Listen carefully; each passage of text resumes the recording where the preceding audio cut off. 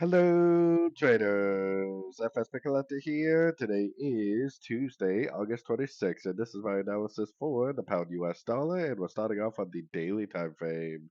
So the daily time frame made a big impulsive move up on Friday. Now it's pulling all the way back. It looks to me like an incomplete pattern. It looks like it should go up again for either a wave C or possibly a wave 3, which will just keep on going.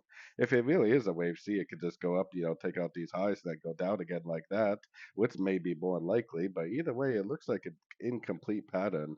So going down to this 1 hour time frame is where I got my Fibonacci retracement on this whole move up right here.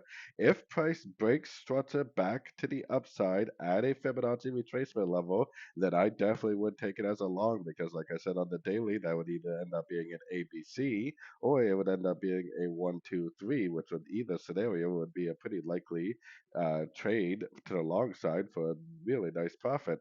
Now that all depends on the break of structure at a Fibonacci level. If it doesn't break structure, and it just goes down, it goes down, it goes down, then we would just allow it to go down and we'd continue to look for shorts every single chance we got on pullbacks.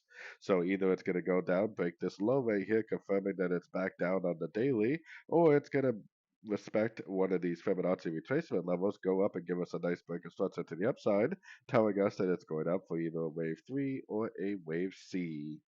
So anyways, don't forget to check out my website linked over here in the corner. And as always, thank you for watching and happy trading.